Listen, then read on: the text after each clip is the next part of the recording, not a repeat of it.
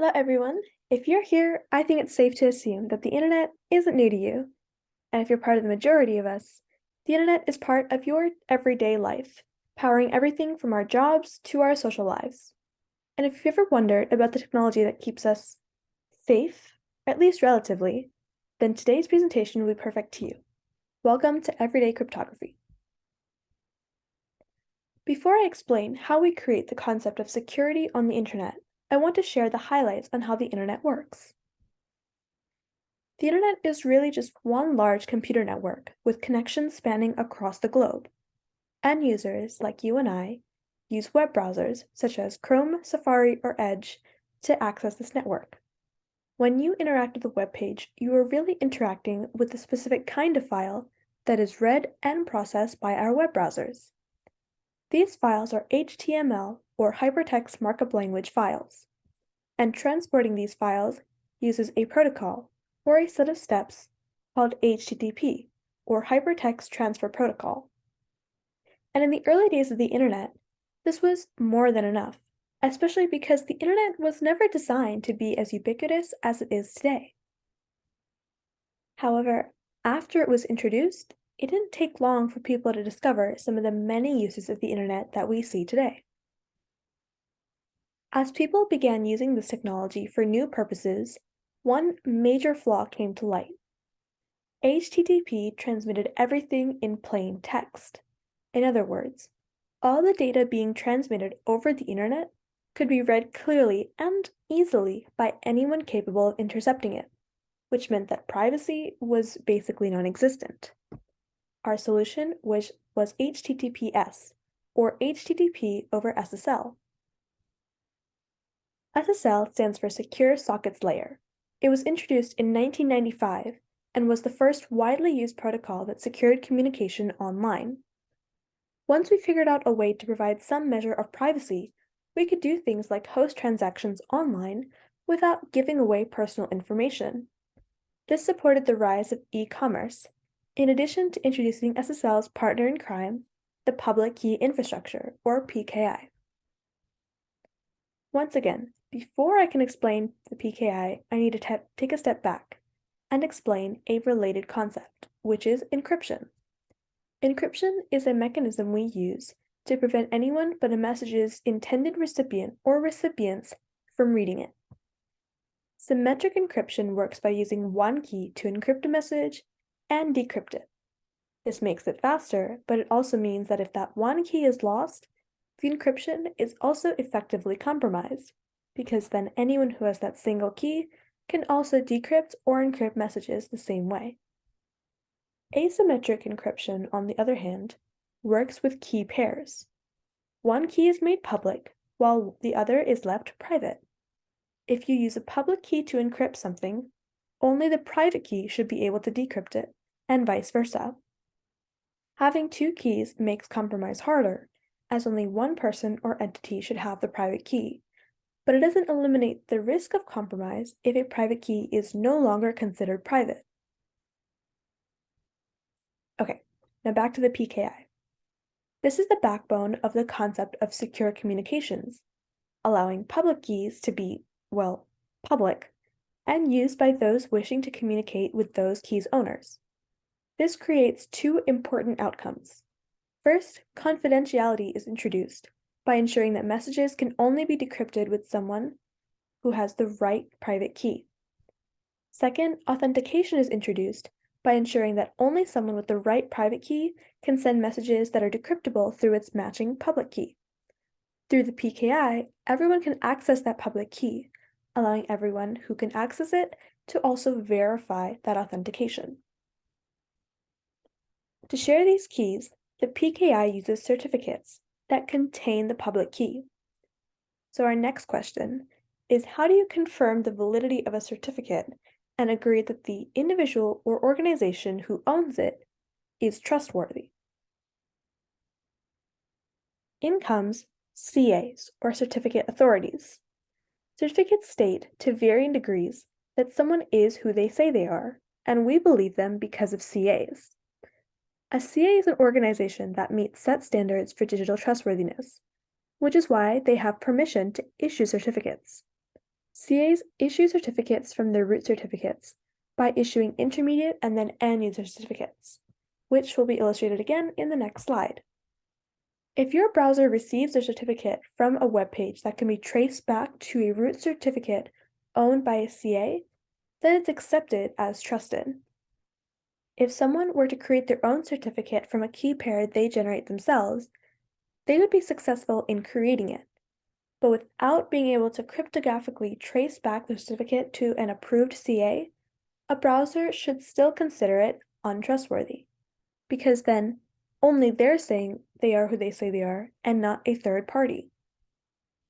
So once again, this is what that chaining looks like.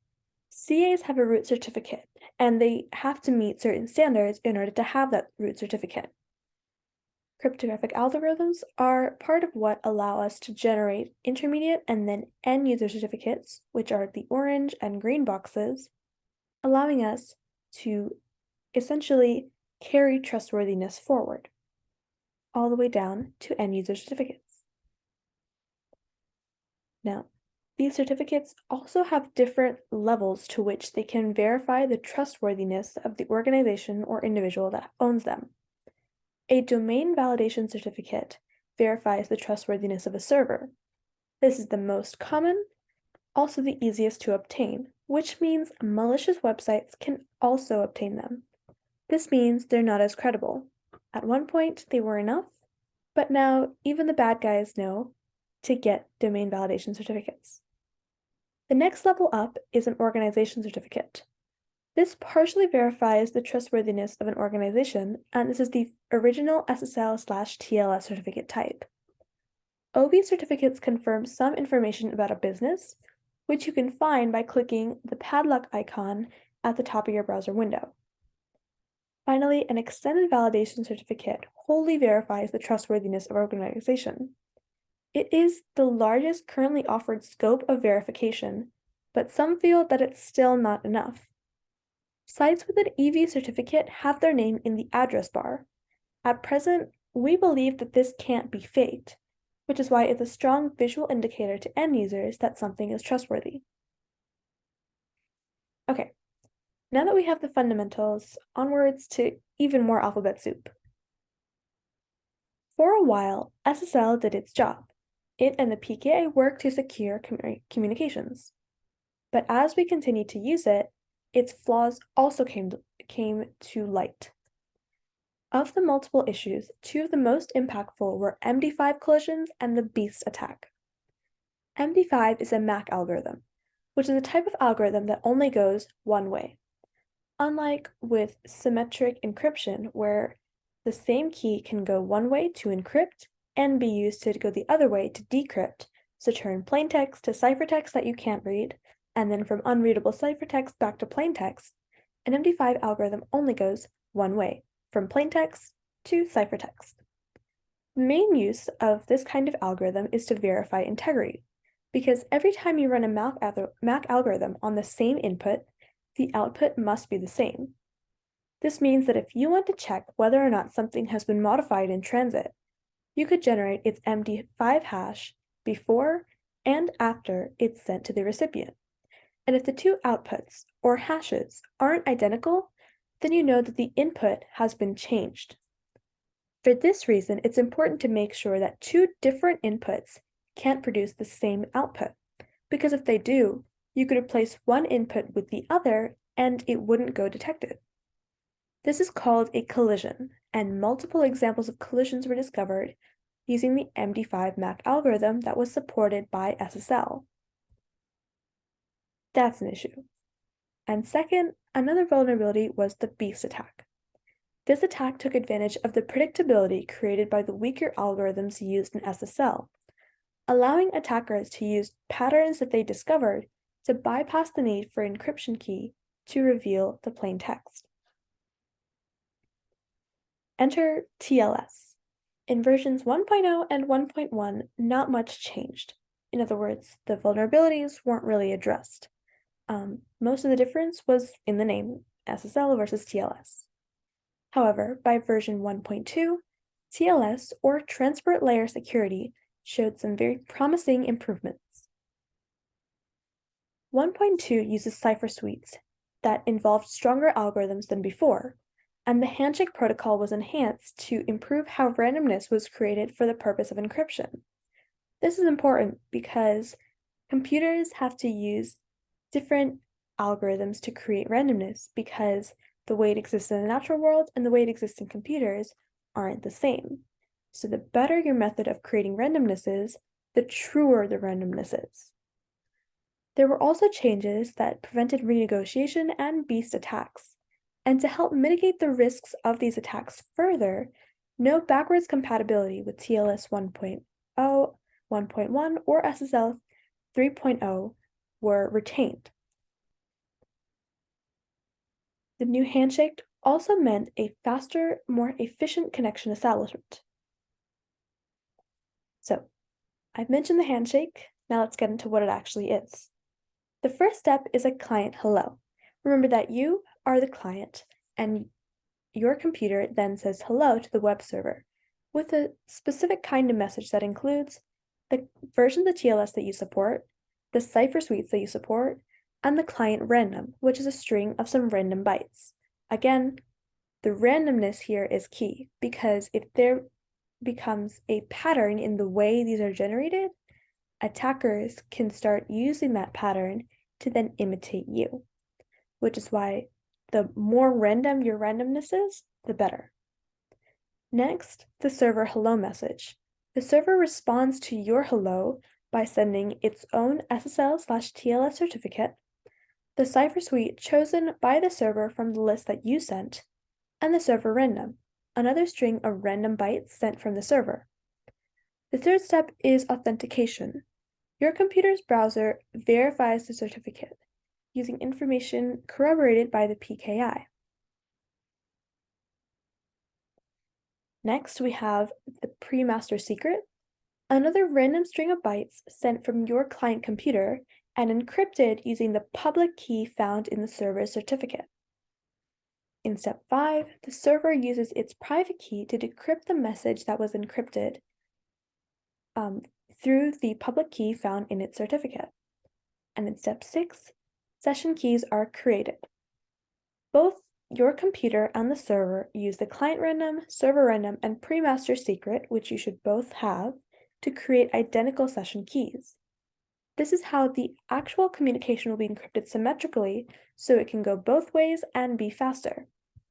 In step 7, the client says, I have a session key and I'm ready to go. In step 8, the server says, I have it too and I'm ready too. By step 9, we now have a symmetrically encrypted session that was created securely. Remember that symmetric encryption isn't very effective if we lose the symmetric key. In other words, if other people have access, they can do what we do in terms of encrypting and decrypting our data. So asymmetric encryption, which is enabled by certificate exchanges and the PKI, is used to exchange the symmetric key. So the actual communication that you later have with the server is encrypted using one key, but that one key was transmitted using a public and private key pair. Once again, however, we realized that we could do better, and in 2018, TLS version 1.3 was introduced. Algorithms with known vulnerabilities were no longer supported, and instead support was maintained exclusively for 5 cipher suites. These are groups of algorithms. However, unlike the last big update, backwards compatibility with TLSV 1.2 was built in, so you'll see 1.3 and 1.2 in use today across the web. In the newest version, the 9 steps of the handshake are compressed into 3 steps. First, the client hello. Just like 1.2, the client sends a message to the server and begins its negotiation. In the second step, the server's hello, chain cipher spec, server finished, and encrypted application data all happen. The server responds, uses parameters it selects, sends a server ready message, in other words, it tells the client, okay, I'm ready to go too, and it begins encrypting data. In the third step, chain cipher spec, client finished, and encrypted application data all happen. The client checks the certificate sent by the server, sends a client finished message, so now the client agrees, okay, I'm ready too, and begins sending encrypted data based on the symmetric keys generated. With TLS 1.3, you're now up to speed on some of the most current mechanisms in place used to protect our data. But no solution is perfect, which is why we now move to the flaws that still exist and some possible ways to fix them. Though we do have ways to implement such newer technologies and start addressing some of the problems that exist, some of our questions that arise then are how feasible are these solutions and whether they really address the problems at hand, or if we'll still need a better solution down the road. The first kind of vulnerability we face is MITM, or man in the middle. These vulnerabilities impact applications that don't authenticate the client, because in theory, only legitimate servers should have the information that they can use to validate end users. So in other words, you can authenticate to a fake server or you can try to establish a connection to a fake server or a real server. But only a real server should be able to authenticate you back because only the real server should have the data to do so. MITM uses different techniques to convince a user that they are connected to a legitimate server rather than a fake server. This allows attackers to read the encrypted traffic, defeating the point of the encryption, because then the attackers become the recipient of that encrypted traffic. When clients try to access the real server later, they will still be routed to the fake server because they've accepted the fake server's certificate. The second kind of vulnerability is SSL stripping, which doesn't attack the protocols themselves, but instead takes SSL and TLS out of the equation. With this kind of attack, end users are made to believe that a secure connection has been established. Instead, the false connection allows information to be sent in clear text, once again reverting to HTTP, where anyone who can intercept the data can also read it. And therefore, that data is easily obtained and understood by people who shouldn't have that right. Some of the previous solutions that have been suggested for these issues include a tamper-resistant trust bar, which visually displays the information found in a certificate in a way that is harder to fake, random boundaries that differentiate between authentic parts of the browser user interface and the content rendered by the server, making it harder to falsify.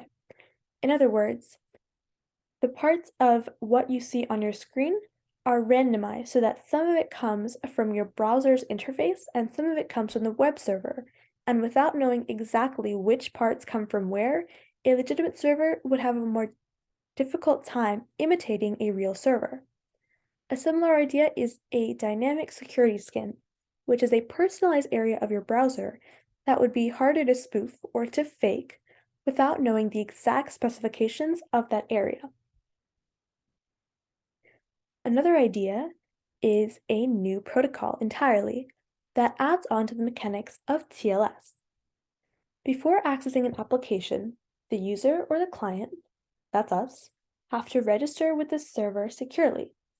In the registration process, we would share a UID, our identity, a password, and a pattern code.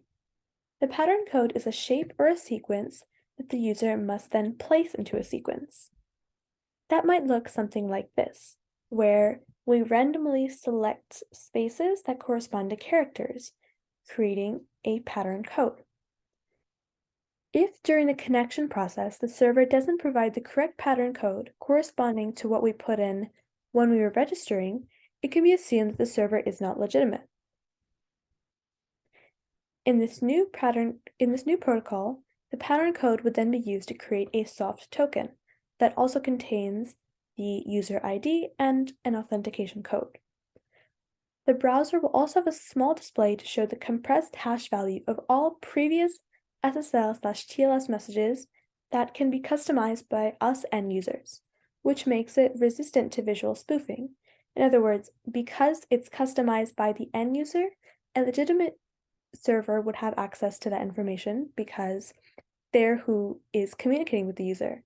But a fake server would then have to obtain that information as well in order to pretend to be the real server. The client also computes the authentication code that the server created, And if it's identical, the client has been authenticated. Now, if you listened to me discuss user registration and thought it sounded just a little bit like the process of a website receiving a certificate from a CA, you wouldn't be wrong. And a similar idea that we apply to servers can be applied to clients as well, through the concept of certificate-based authentication. Rather than using passwords, certificate-based authentication allows us to use digital certificates to prove that we are who we say we are, exactly the way the sites that we interact with say the same thing.